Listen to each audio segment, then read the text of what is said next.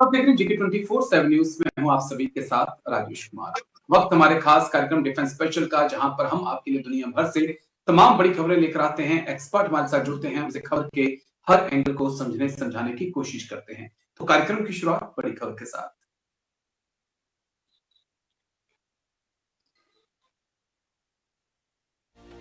तो बड़ी खबर इस वक्त की, इजराइल ईरान के बीच हुआ सीज फायर। अमेरिका ईरान में 2 हफ्ते का सीज फायर हुआ है। 40वें दिन बाद अमेरिका ईरान की जंग जो है वो रुकी है। पाक पीएम की अपील के बाद हमने फैसला लिया, ट्रंप ने कहा। अमेरिका और इजराइल ईरान पर हमले रोकेंगे। इस वक्त की बड़ी खबर, अमेरिका ईरान में 2 हफ्ते का सीज फायर हुआ है। 40वें दिन जो है अमेरिका ईरान की जंग रुकी है। पाक पीएम की अपील के बाद ये हमने फैसला किया है, अमेरिका और इजराइल ईरान पर हमले रोकेंगे। बड़ी खबर इस वक्त की, अमेरिका ईरान में 2 हफ्ते का सीज फायर हुआ। बड़ी खबर इस वक्त की आपको दिखा रहे हैं, अमेरिका ईरान में 2 हफ्ते का सीज फायर, पाक पीएम की अपील के बाद फैसला रोका। अमेरिका और इजराइल ईरान पर हमले रोकेंगे। अमेरिका ईरान में 2 हफ्ते का सीज फायर हुआ है। 40 दिन बाद जो है अमेरिका ईरान की जंग रुकी है। पाक पीएम की अपील के बाद ये फैसला लिया। ट्रंप ने कहा अमेरिका ईरान में 2 हफ्तों का सीजफायर हुआ है, जल्द से एक्सप्लेन करेंगे, फिर एक्सपर्ट्स के पास हम चलेंगे।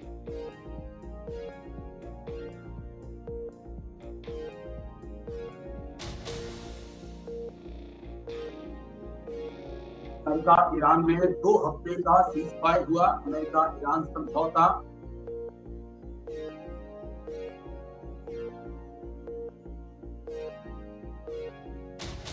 अमेरिका और इजराइल जो है अब ईरान के ऊपर हमले नहीं करेंगे।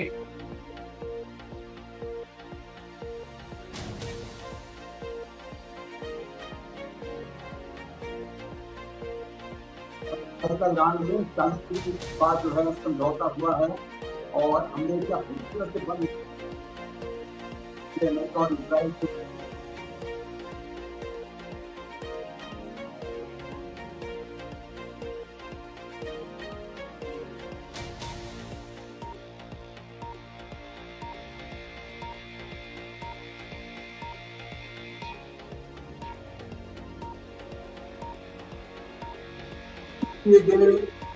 को वापस में ईरान ने साफ कर दिया है। ईरान की जो शर्तें हैं अपने करीब फंड और संपत्तियों को वापस देने की मांग ईरान की तरफ से की गई है।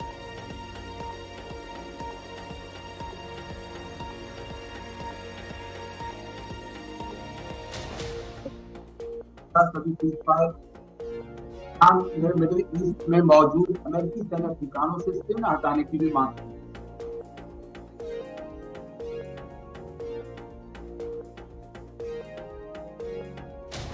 हुए नुकसान के लिए आर्थिक मुआवजा या पुनर्निर्माण में व्यवस्था मांगी गई है। और यहाँ पे ईरान की इस सीज फायर के ऐलान के बाद इजराइल ने कुछ और हमले ईरान के किए हैं और ईरान की तरफ से कुछ किए हैं। तो क्या ये सीज फायर बीच ही टूट सकता है? कि ऐसे सवाल हैं जिनका जवाब तलाशने की कोशिश जाने माने defence expert brigadier Sanjay Khanna sir हमारे साथ ज्वाइन कर चुके हैं। बहुत बहुत शुक्रिया सर, थैंक यू, जय हिंद। Thank you sir. Iqbal Mamdani ji विदेश मामलों की जानकारी भी ज्वाइन कर चुके हैं। बहुत बहुत शुक्रिया इकबाल जी, थैंक यू, जय हिंद, थैंक यू, शुक्रिया। चर्चा की शुरुआत ब्रिगेडियर संजय खन्ना सर मैं आपके साथ करना चाहूंगा। सर सीज फायर तो हो गया, लेकिन कितने दिन तक ये सीज फायर चल पाएगा? क्या वाकई में ईरान की शर्तों पर ट्रंप तैयार हुए हैं सीज फायर को लेकर, या पर्दे के पीछे कोई और कहानी आप देख रहे हैं सर? देखिए, आप मैं पिछले 2 साल से जो है ट्रंप की ट्रेट्स, जो उनकी पर्सनालिटी है, उसके बारे में स्टडी कर रहा था। क्योंकि पिछले साल भी युद्ध हुआ है, अभी भी हुआ है। बीच में ट्रेड टैरिफ का पूरे विश्व के साथ जो है वो आगे पीछे कर रहे थे। तो ट्रंप साहब का कुछ बताए बोला नहीं जा सकता है। वो कभी अपनी बात पे खड़े नहीं उतरते हैं, और ये बहुत बड़ी हमारे लिए समस्या है। राजेश जी, आप सुन पा रहे हैं? Rajesh ji, hello hello. राजेश जी। खन्ना साहब आवाज आ रही है, आप ये बोलते कोई जाइए, शायद राजेश को आवाज नहीं। वो कुछ बीच में डिस्टरबेंस हो गया था। तो मैं ये बोल रहा था, ट्रम्प साहब के बारे में कुछ नहीं बोला जा सकता है। देखिए, जब अमेरिका इस जंग में घुसा था तो उसके कुछ स्ट्रैटेजिक ऑब्जेक्टिव थे और कुछ टैक्टिकल ऑब्जेक्टिव थे। स्ट्रैटेजिक में क्या, सबसे पहला था रजीम चेंज। रजीम चेंज हुआ नहीं उनसे, क्योंकि अली खमेनी मारे गए थे। पर वो चाहते थे, खुद रजीम चेंज जो है वो नहीं करना चाहते थे। अमेरिका चाहता था कि ईरान की जो पॉपुलेशन है वो आगे आके, जैसे नेपाल में किया हुआ है, श्रीलंका में किया है, उस टाइप से जेंजी जो है वो आगे आके तख्ता पलट करे और अली खमेनी जो मारे गए हैं वो अपने आप गद्दी छोड़ के चले जाए। तो वो ये नहीं हो पाया। दूसरा था, अब स्ट्रेट ऑफ हॉर्मुज पे एक कब्जा चाहिए किसी भी तरह। और वो अगर अपने मिलिट्री बेसिस जैसे नॉर्मल चल रहा था, वो उस मेरी आवाज आ रही है राजेश जी? बिल्कुल सर, मैं सुन पा रहा हूं उस सर। लिहाज, मैं फिर से ज्वाइन करता हूं, कोई समस्या है? मैं फिर से ज्वाइन कर। सर ठीक है सर। आपकी आवाज आ रही है, ओके, आप कोई बात आप आ करिए। जाइए। इकबाल मोहम्मदानी जी, मैं आपके आवाज आ पास रही है आपकी। अच्छा, जी। ठीक ठीक ठीक है, आवाज आ रही है तो फिर मैं कंटिन्यू करता हूं। आ रही है तो मैं कंटिन्यू करता हूं। तो कंट्रोल हाँ भी बिल्कुल, जो कंटिन्यू स्ट्रेट ऑफ करिए सर। हॉर्मुज से वो चाहते हैं। और जिस तरह से अभी सिचुएशन डेवलप हुई है, एक तरह से उन्होंने बोला है कि ईरान के साथ और ओमान के साथ मिलके जो है ये स्ट्रेट ऑफ हॉर्मुज पे वो अपना कंट्रोल करेंगे। तो वो जो चाहते थे वो तो एक तरह से उनको मिला कि कंट्रोल जो है स्ट्रेट ऑफ हॉर्मुज पे फिजिकली नहीं कर पाए हैं, पर डिप्लोमेटिकली और पॉलिटिकली जो है वो इस तरह से अब करना चाहते हैं। तीसरा जो स्ट्रेटेजिक ऑब्जेक्टिव था वो जो 440 केजी एनरिच्ड यूरेनियम जो 60% तक पहुंचा हुआ है, जिससे ईरान न्यूक्लियर जी। मिसाइल बना सकता है, वो भी एक ऑब्जेक्टिव था। पर वो कंप्लीट नहीं हुआ, क्योंकि अमेरिका को, ना इसराइल को, ना बाकी जो नाटो के देश हैं, वो सब अपने सर्वेलेंस इक्विपमेंट, ह्यूमन एंड, मतलब हर तरह से कोशिश कर रहे हैं कि कहीं से ये उनको जानकारी मिल जाए कि ये है कहाँ। देखिए, इतना तो श्योर है कि ईरान से बाहर नहीं गया है, इतनी गारंटी तो है ही। क्योंकि अगर ईरान से बाहर जाता ओके। तो वो कहीं ना कहीं उसकी रेडिएशन जितना भी बचा लें, या सर्वेलेंस इक्विपमेंट से, सैटेलाइट इमेजरी से पता चल जाता। तो ये तीसरा था। अब उनके टैक्टिकल ऑब्जेक्टिव क्या थे? टैक्टिकल ऑब्जेक्टिव में जो उनके कमांडर्स थे उनको मारना, वो अचीव कर लिया उन्होंने। साइंटिस्ट को मारना, वो अचीव कर लिया। जो मिसाइल और ड्रोन की फैक्ट्रीज हैं, उनकी स्टोरेज है, वो काफी हद तक उन्होंने डिस्ट्रॉय किया है। पर जो अंडरग्राउंड सिटीज बसी हुई हैं ईरान के अंदर, जिसमें जो मेन इनके मिसाइल्स और ड्रोन्स रखे गए हैं, उसको अभी भी डिग्रेड नहीं कर पाए हैं। उसके बाद है आईआरजीसी का ओके। डिस्ट्रक्शन। देखिए, अमेरिका और ईरान के बीच में आईआरजीसी खड़ी है। जब तक आईआरजीसी को ये निस्ते नाबूद नहीं कर पाते हैं, तब तक ईरान, अमेरिका कुछ भी वहां पे हासिल नहीं करेगा। ट्रंप साहब बोला तो है 14 ठीक दिन के है। लिए, पर कुछ बोला नहीं जा सकता। और उसकी वजह यह है कि इसराइल और लेबनान, वहां पे हिजबुल्लाह के साथ जो है वो जंग जारी है। और ईरान और ओके। हिजबुल्लाह जो है वो साथी हैं। और दूसरी तरफ अमेरिका और इसराइल साथी हैं। अमेरिका ने इसराइल को तो बोला कि भाई आप ईरान के ऊपर अटैक नहीं करेंगे। तो इसराइल पूरी तरह माना नहीं है, ठीक है। पर जहां तक लगता है कि वो अटैक नहीं करेगा। पर हिजबुल्लाह क्योंकि इसराइल के ऊपर अटैक करता रहेगा, तो जवाबी कार्रवाई इसराइल तो करेगा ही करेगा। और ईरान ने ये बोला है कि हिजबुल्लाह के ऊपर जो है, जो स्ट्राइक्स चल रही है लेबनान में, वो बंद होनी चाहिए। तो सिचुएशन बहुत ही फ्लूइड है और ठीक है। कुछ बताया नहीं जा सकता किस तरफ घूम जाए। जी राजेश जी। ओके, ठीक है सर। इकबाल जी, मैं आपके पास आना चाहूंगा, आपका point of view sir. Iran की शर्तों पे जंग खत्म हो रही है, ईरान कह रहा है कि ये तो हमारी जीत है, दूसरी तरफ ट्रंप कह रहे हैं कि ये हमारी जीत है। आपका आंकलन क्या है सर, सीज फायर के पीछे की कहानी? धन्यवाद राजेश जी। धन्यवाद राजेश जी। ब्रिगेडियर साहब को मैं सुन रहा था। देखिए, दोनों ही जीत के दावे कर रहे हैं, लेकिन मैं अभी आपको बता दूं कि सीज फायर की घोषणा के बाद अभी ईरान के अंदर कुछ धमाकों की आवाज सुनी गई है, जिसके अंदर खास करके जो वहाँ का सिरी डीप है और लवान रिफाइनरी है, वहाँ धमाकों की खबरें आ रही है। लेकिन ये धमाका किसने किया, किसके कहने पे हुआ, ये कुछ देर में साफ हो जाएगा। तो सीज फायर को लेकर के जो सबसे बड़ा डर बना हुआ है वो अमेरिका की तरफ से नहीं है, वो है इसराइल की तरफ से, क्योंकि इसराइल ने शर्तों को लेकर के जहां माना भी है, और एक तरफ लेबनान और हिजबुल्लाह को लेकर के उसने कहा है कि उस पर तो अटैक जारी रहेगा। तो अब ये एक बहुत बड़ा चैलेंज जो है वो अमेरिका के लिए भी रहेगा। लेकिन ये अगर हम पूरी कहानी को देखें कि लगातार 39 दिन के अंदर पहले दिन रिजीम चेंज को लेकर के जो मामला शुरू हुआ था, वो खारगाय आइलैंड से लेकर के जी स्टेट ऑफ हॉर्मुज, सभी जगह चलते चलते चलते हमने देखा कि ये आखिरकार जिद पे आ गई कि इनका अस्तित्व मिटा दिया जाएगा। उसके बाद हमने ये भी देखा कि यूएन के अंदर बहरीन द्वारा जो एक प्रपोजल डाला गया था कि स्टेट ऑफ हॉर्मुज फोर्सफुली खुलाया जाए,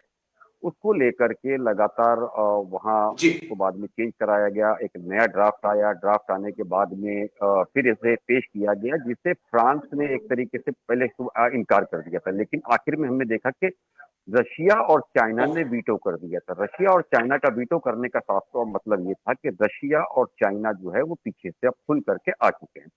और ये भी कहा जाता है, जो इंटरनेशनली बात चल रही ठीक है है वो ये कही जाती है कि कल देर रात अमेरिकन प्रेसिडेंट को ये इंफॉर्मेशन दे दी गई थी कि अगर वो किसी एटम बॉम्ब का इस्तेमाल कर रहे हैं या न्यूक्लियर वेपन का इस्तेमाल करेंगे, तो उसका खामियाजा उन्हें भी भुगतना पड़ेगा। रशिया और जो चाइना है वो पूरी तरीके से इस वॉर में उतर जाएंगे, क्योंकि उसके असरात सभी पर होंगे।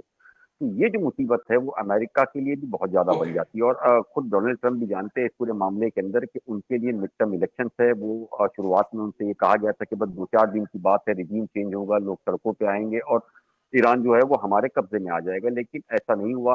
तकरीबन 40 बिलियन से ज्यादा जो है वो पैसों खर्च हो गए। अब उन्हें और पैसे चाहिए थे। ये जंग को ईरान चाहता था जी जितनी लंबी होगी उतना फायदा होगा। देखिए, इस जंग के अंदर जहां अमेरिका को फेस सेविंग चाहिए थी, वहीं ईरान को भी फेस सेविंग चाहिए थी। वो भी चाहता था कि कोई मध्यस्थता हो। और कल रात जो हालात लगातार चलते जा रहे थे, पूरी दुनिया जाग रही ठीक थी है और ये इंतजार कर रही थी कि क्या होगा, पता नहीं, क्योंकि डोनाल्ड ट्रंप जो है वो सन की किस्म के इंसान थे। तो इसी चीज को लेकर के सवाल खड़ा था। और ये पाकिस्तान ठीक ने है जो मध्यस्थता की, जिसके अंदर इजिप्ट, मिस्र और तुर्की वगैरह का नाम शामिल है। लेकिन सबसे बड़ी बात यह है कि ये कहा जाता है कि चाइना ने बहुत बड़ा रोल निभाया है। दुनिया के अंदर उसने ये मैसेज दिया था कि अगर ये हमला होगा तो अमेरिका के लिए बहुत बड़ी मुसीबत होगी। देखिए, उन शर्तों पर हम ये समझौता हुआ है जो 10 पॉइंट आज से कुछ दिन पहले पाकिस्तान को ईरान में सौंपे थे, जब अमेरिका ने मना कर दिया था। लेकिन अभी आखिरकार उसी 10 ठीक है पॉइंट पर जो है 10 तारीख से बात शुरू होगी। इस पूरे मामले में आप एक चीज समझिए कि अमेरिका कहना है कि स्टेट ऑफ हॉर्मुज जो है जल्द से जल्द खुलवाया जाए। ईरान का कहना है कि वो हमारे कब्जे में रहेगा, वो हम तोड़ लेंगे, जो नुकसान हमारा हुआ है उसकी वसूली हम करेंगे ओमान के साथ मिलकर के।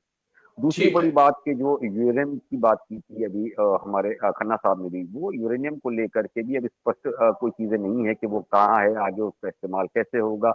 दोनों ही पक्ष अपनी अपनी जीत की बात कर रहे हैं। लेकिन अभी भी जो दुनिया को डर बना हुआ है वो इसराइल से बना हुआ है। और सबसे बड़ा जो चैलेंज है वो डोनाल्ड ट्रंप के लिए है कि जो 25th अमेंडमेंट की बात की गई है, लगातार अमेरिका में 70 से ज्यादा सांसद जो जी है वो उन्हें पद से हटाने के लिए बात कर रहे हैं। और सेक्शन 4 की अगर मैं बात करूं खास करके, तो वो मामला इस तरह तूल पकड़ता जा रहा है कि अगर वाइस प्रेसिडेंट और कैबिनेट चाहती है तो एक लिखित रूप से प्रस्ताव पास करे और प्रेसिडेंट को हटाया जा सकता है। तो ये डोनाल्ड ट्रंप पे अभी जो है तलवार बड़े से लटक रही है। और मुझे ठीक है लगता है कि चलिए अगर वो डोनाल्ड ट्रंप दूर की समझौता भी नहीं बात है करते तो ठीक है शायद उन्हें कल बाहर लेकिन कर मैं दिया आता हूं जाए। फिर आता हूं आपके पास ओके लेकिन ब्रिगेडियर संजय खन्ना सर मैं आपके पास आना चाहूंगा कैसे आप देख रहे हैं क्योंकि पाकिस्तान का नाम बहुत सुर्खियों में यहां पर रहा चाइना पीछे से अपना खेल खेलता रहा लेकिन ट्रंप ने भी आज ये माना कि ये जो सीज फायर हुआ है यहाँ पर चाइना का बड़ा अहम रोल है और पाकिस्तान को उन्होंने काफी क्रेडिट भी दिया है हम कैसे इसको देखते हैं साउथ ईस्ट एशिया में भारत भी है भारत सबसे बड़ा देश लोकतांत्रिक देश ईरान के साथ हमारे ऐतिहासिक संबंध लेकिन अमेरिका के साथ हमारी बहुत अच्छी बॉन्डिंग बहुत अच्छे रिश्ते लेकिन इस ये जो सीज फायर हुआ है यहाँ पर हम कहीं नहीं राजेश जी चाइना की अगर मैं बात करूं तो चाइना को महसूस हो रहा है कि अगर अमेरिका स्ट्रेट ऑफ हॉर्मोज के ऊपर अपना दबदबा बना के वहां से ऑयल का जो जो एक्सपोर्ट होता है बाकी देशों में इंक्लूडिंग चाइना में, उसके ठीक है। ऊपर अगर वो हो गया तो चाइना के लिए बहुत दिक्कत होगी, क्योंकि मैक्सिमम तेल स्ट्रेट ऑफ हॉर्मोज से चाइना में जाता है। उससे पहले आप देखिए जी प्रेसिडेंट ट्रंप साहब ने क्या किया था, वेनेजुएला के प्रेसिडेंट को रातों रात उठा के ले गए, मुद्रो को। और ठीक है। दुनिया का जो सब सेकंड बेस्ट, सेकंड बड़ा जो रिजर्व है ऑयल का, वो वेनेजुएला में है। वो बिल्कुल सर। उनके राष्ट्रपति को उठाने से पहले जो है वहां से भी तेल चाइना में जाता था। अब ये क्यों प्रेसिडेंट ट्रंप जो है कर रहे हैं कि जहां पे भी तेल है उसके ऊपर कब्जा करें? क्योंकि आपको याद होगा जब ये ट्रेड टैरिफ की का झगड़ा चल रहा था, तो उस टाइम जी चाइना ने बड़े क्लियर और स्पष्ट शब्दों में कहा था कि ये जो रेयर अर्थ मिनरल्स है जो उनके पास बेशुमार है और वो पूरे विश्व को सप्लाई करते हैं, उन्होंने बोला था कि हम इसके ऊपर अपनी मर्जी से जो है हम इसको कंट्रोल करेंगे और अमेरिका को भी हम नहीं देंगे। तो अमेरिका को उसकी बहुत ओके। जरूरत है और वो मैक्सिमम आता था चाइना से। तो ये काउंटर करने के लिए चाइना को जो है इस वजह से ये सीज फायर की पेशकश की गई है, और हो सकता है आगे वाकई ही सीज फायर हो जाए, जो मुझे नहीं लगता होगा। अब आते हैं हम पाकिस्तान के ऊपर। ओके। पाकिस्तान एक तरह से सबसर्विएंट है, गुलाम, मैं कहूंगा गुलाम देश है अमेरिका का, ओके। क्योंकि अमेरिका ही आईएमएफ या किसी और संस्था से लगातार इनको बेल आउट करता रहा है, फंड्स दिलवाता ठीक रहा है। है। अदरवाइज पाकिस्तानी इकोनॉमी तो बिल्कुल ही खत्म है, जीरो है। वो लोन पे चल रही है और ये लोन अमेरिका दे रहा है। अब अमेरिका क्यों ये सब कार्रवाई कर रहा है? देखिए, सबसे पहले जो है वो रेयर अर्थ मिनरल्स जो हैं और तेल बलूचिस्तान में ठीक। भी काफी है। और आपको याद होगा कि बीच में ये ठीक है चर्चा सर। हो रही थी जहां पे आसिफ मुनीर को बुलाया गया था और बाद में शहबाज शरीफ भी गए हुए थे वहां पे। उन्होंने एक फोटोग्राफ पूरे विश्व में बहुत फेमस हुई है जहां पे वो रेयर अर्थ मिनरल्स के पार्ट जो हैं वो एक ट्रे में रख के ट्रम्प बिल्कुल। साहब को दिखाया जा रहा था। तो रेयर अर्थ मिनरल और ऑयल जो पाकिस्तान में बलूचिस्तान में है उसके ऊपर अमेरिका की नजर है, स्पेशली ट्रम्प साहब की। दूसरा, प्रेसिडेंट ट्रम्प का जो फैमिली बिजनेस है क्रिप्टो का, वो बहुत बड़े स्केल में वो जी पाकिस्तान में एस्टैब्लिश धीरे धीरे वो कर रहे हैं। तो दूसरी वजह ये है पाकिस्तान को शेयर देने की और इस चीज में इन्वॉल्व करने की। तीसरा है ओके। ठीक है। जो लोकेशन है पाकिस्तान, वो बहुत स्ट्रेटेजिक है और ये सब समझते हैं।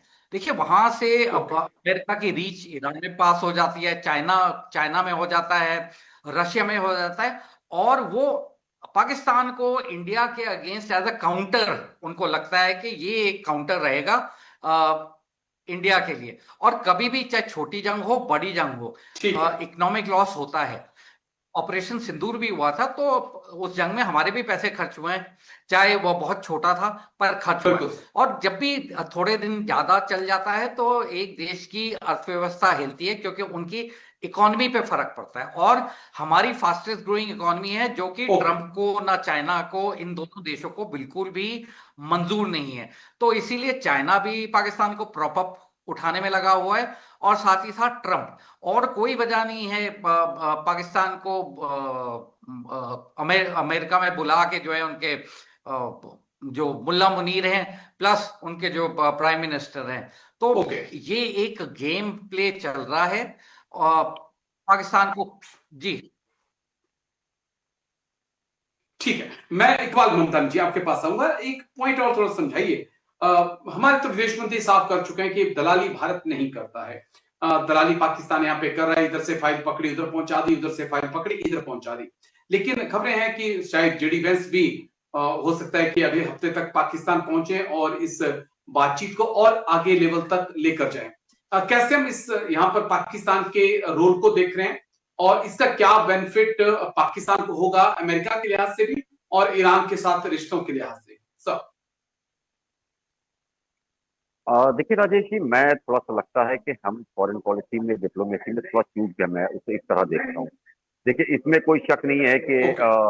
पाकिस्तान के रिश्ते सऊदी से भी अच्छे थे, प्लस चाइना, अमेरिका, इन सबसे अच्छे थे। अभी ईरान से भी उसके रिश्ते अच्छे हो गए। भले ही हमारे विदेश मंत्री ने बहुत ओछा शब्द इस्तेमाल किया दलाली का, मैं थोड़ा-सा उसे अलग तरीके से देखता हूँ। हमें इतना बड़ा चांस था कि हम जी चाहते तो वाक़ई में एक सुपर पावर की तरह बिहेव कर सकते थे। देखिए शुरुआत से ही हम देखें कि जब जंग शुरू हुई, तभी रिजीम चेंज को जी लेकर के जब अमेरिका द्वारा हत्या की गई, तब हम खामोश रहे। उसके बाद में जो बच्चियों को स्कूल में मारा गया, तब हम खामोश रहे। जिस एक्सरसाइज के लिए जहाज को हमने बुलाया था नेवल के, वहां लोग मारे जी गए, हम खामोश रहे। उसके बाद लगातार ऐसी कई चीजें हुई, लेकिन हमारी खामोशी जो है वो हमारे लिए मुसीबत बनती गई और उसका खामियाजा हमने बनता भी देखा। लेकिन जब ऑयल गैस को लेकर के दिक्कतें आनी शुरू हुई, तब जाकर के हमने ईरान से बात की। तो जी ईरान की जो गुड बुक में हम हमेशा से ही रहे, इस बार मुझे लगता है कि थोड़ा-सा हम चूक हो गई है हमसे। ठीक है, अभी हम इस रिश्तों को बना रहे हैं, लेकिन पाकिस्तान ने क्या किया कि लगातार इस पूरे मामले के अंदर वो उतरता रहा। जब कल बातचीत को लेकर के पूरी तरीके से एक विफलता नजर आई, तब पाकिस्तान के प्रधानमंत्री का अचानक ट्वीट आता है कि हम चाहते हैं कि जी वो संयम बरते 20 दिनों के लिए। और दूसरी बड़ी बात उन्होंने की कि हम चाहते हैं कि बैठ ओके करके बातचीत हो। इन सारी ही चीजों को लेकर के अमेरिका को भी एक एग्जिट चाहिए था, क्योंकि यूएन में जिस तरीके से चीजें हुई, तो डोनाल्ड ट्रंप भी चाहते थे कि किसी तरीके से बाहर निकले। तो उन्हें ऐसा लगा कि अमेरिका पाकिस्तान से बड़ा कोई हथियार इस्तेमाल ठीक है करने सर जैसा नहीं है जिसको लेकर के इस्तेमाल किया गया और उसको लेकर के वो बाहर निकले हैं। लेकिन मुद्दा जो है अब आने वाले दिनों के अंदर ये होगा कि हम थोड़ा-सा डिप्लोमेसी के अंदर, मुझे लगता है कि थोड़ा-सा हमें कीमत चुकानी पड़ेगी, हमें रिश्ते बनाने के लिए काफ़ी मेहनत करनी पड़ेगी। जो ठीक है पाकिस्तान नोवेयर था, वो दुनिया के अंदर सुर्खियों में आ चुका है राजेश जी। चलिए ठीक है मैं लौटता हूँ एक और बड़ी खबर है सर उसके बाद मैं आप दोनों के पास आता हूँ जल्दी से बड़ी खबर प्ले करिए उसके बाद एक्सपर्ट्स के पास हम लौटेंगे ईरान की हॉर्मुज दादागिरी पर लगाम लगाने की तैयारी हॉर्मुज पर 500 अरब डॉलर का टोल बूथ बनाने जा रहा था ईरान सऊदी यूएई बना रहे हॉर्मुज का बाईपास करने का प्लान पाइपलाइन और जमीनी कॉरिडोर के जरिए तेल की और गैस की सप्लाई होगी ईरान की हॉर्मुज दादागिरी पर लगाम लगाने की तैयारी हॉर्मुज पर 500 अरब डॉलर का टोल बूथ लगाना चाहता था ईरान सऊदी और यूएई बना रहे हैं हॉर्मुज को बाईपास करने का प्लान जमीनी पाइपलाइन और साथ में ही हाईवेज का इस्तेमाल करके जो है रेड सी तक वो चाहते हैं कि इस तेल को पहुंचाया जाए सऊदी यूएई बना रहे हैं हॉर्मुज का बाईपास बनाने का प्लान पाइपलाइन और जमीनी कॉरिडोर जो है उसके जरिए प्लान बनाया जा रहा है ईरान की दादागिरी पर लगाम लगाने की कोशिश यहां पर की जाएगी जल्दी से ग्राफिक्स एक बार उसके बाद फिर हम एक्सपर्ट्स के पास चलेंगे डिटेल से इस खबर को डिकोड करने की हम कोशिश करेंगे लेकिन चलिए आप ग्राफिक साइड पे प्ले कर दीजिए हम सीधा ब्रिगेडियर संजय खन्ना सर के पास हम चलते हैं क्योंकि इस जंग का बहुत ज्यादा असर है यहाँ पर जो मिडिल ईस्ट के देश हैं इस जंग का उनके ऊपर क्या असर पड़ेगा ग्राफिक्स आप साइड में प्ले करिए क्योंकि वक्त लगातार कम होता जा रहा है और सवाल बहुत तभी बचे हुए हैं ब्रिगेडियर संजय खन्ना सर इस जंग का क्या असर खाड़ी के देशों पर होगा अमेरिका एक बार फिर से जंग को बीच में छोड़कर भाग निकला है या निकल जाएगा और लेकिन खाड़ी के देश ईरान की ताकत से सहमे हुए वो अभी भी चाहते थे कि ये लड़ाई खत्म ना हो और अभी भी ईरान की जो ताकत है उसको कमजोर किया जाए इस लड़ाई के बाद क्या ईरान एक और बड़ी पावर के तौर पर मिडिल ईस्ट में नजर आएगा जो खलीफा की लड़ाई थी क्या उस लड़ाई में हम कहें कि ईरान अब बाजी मार चुका है सर राजेश जी बहुत अच्छा सवाल पूछा आपने सबसे पहले तो जो मिडल ईस्ट के देश हैं जो इन्वॉल्व नहीं है अभी तक इस जंग में सऊदी हो गया यूएई हो गया बहरीन हो गया कतार हो गया कुवैत ओमान जो भी जीसीसी के देश हैं उनके अंदर बिना लड़े ही उनके अंदर इंफ्रास्ट्रक्चर डैमेज हुआ है लोग मरे हैं तो तबाही इन देशों में बिना वजह मैं कहूंगा बिना वजह उनके यहाँ तबाही हुई है ईरान में तो मतलब एक्चुअली ईरानियन मीडिया दिखा नहीं रहा है बिकॉज वो स्टेट कंट्रोल मीडिया है उनका तो वो जितनी जबरदस्त वहां पे मतलब डिस्ट्रक्शन हुई है लोग अगर देखेंगे तो वो यही बोलेंगे कि ईरान हार गया है तो इसलिए वहां से कुछ पता नहीं चल रहा है, पर ओके। डिस्ट्रक्शन हुई है। इसराइल में डिस्ट्रक्शन हुई है। तो ये जंग में तो प्रॉब्लम हुई हुई है। अभी कुछ चीजें मैं बताना चाहूंगा कि इकोनॉमी पे बहुत असर पड़ रहा है। देखिए, ये जो अरब ओके। देश हैं, यहाँ मिलिटेंसी और इस्लामिज्म और रेडिकलाइजेशन उस हिसाब से नहीं है जिस जिस हिसाब से ईरान में हो गया था या और पाकिस्तान में है। वो चाहते हैं सिर्फ इकोनॉमिक ग्रोथ, और इसी की वजह से वो इन चीजों में फंसते ही ठीक। नहीं है। तो वहां की अब इकोनॉमिक ग्रोथ जो थी वो स्टॉल हो रही है, पीछे आ गई है। अगला है मिसट्रस्ट। एक तरह से आपस में पहले भी था, पर ईरान के साथ अब बहुत ज्यादा मिसट्रस्ट हो गया। वो ओके। अब ये देश आगे जाके ईरान को कभी ईरान के ऊपर भरोसा नहीं कर सकते हैं, क्योंकि उनको पता है कि ईरान ने अगर ये अब की बार किया है तो अगली बार भी हमारे ऊपर कर सकते हैं। तीसरा है कि अमेरिकन जो है वहां एग्री। पे अब अपना दूसरा इन्फ्लुएंस वहां पे क्रिएट करेंगे। अभी तक उन्होंने क्या था, अपनी मिलिट्री डिप्लॉय की हुई थी, बेसिस बनाए हुए थे, और वो जी। बेसिस क्यों बनाए हुए थे? अपने खुद के इंटरेस्ट के लिए। पर अब जो है वो वहां मिडिल ईस्ट के जो ठीक है। इंटरनल अफेयर्स हैं उसके अंदर वो घुसेंगे। आप बात कर रहे थे वर्चस्व की। देखिए, इसके अंदर ईरान शिया देश है और बाकी जो देश हैं वो सुन्नी है। उसके अंदर ईरान, सऊदी अरेबिया, टर्की, ये तीन जो हैं अपना दबदबा कोशिश कर रहे जी। थे क्रिएट करने के लिए कि इनमें से कौन वहां पे मिडिल ईस्ट में लीडर बनेगा। सऊदी अरेबिया अननेम्ड लीडर है, क्योंकि मक्का मदीना वहां पे है, तो इस वजह से वो एक तरह से माना जाता है। ईरान शिया देश है, पर वो भी चाहता ओके। है कि वो लीडर बन जाए मिडिल ईस्ट में। और साथ ही साथ टर्की टर्की जो कि आधा यूरोप में और आधा एशिया में है, वो वहां से चाहता है कि वो भी इस्लामिक जी। खलीफत को जो है इस्टेब्लिश करे लीडर बन के।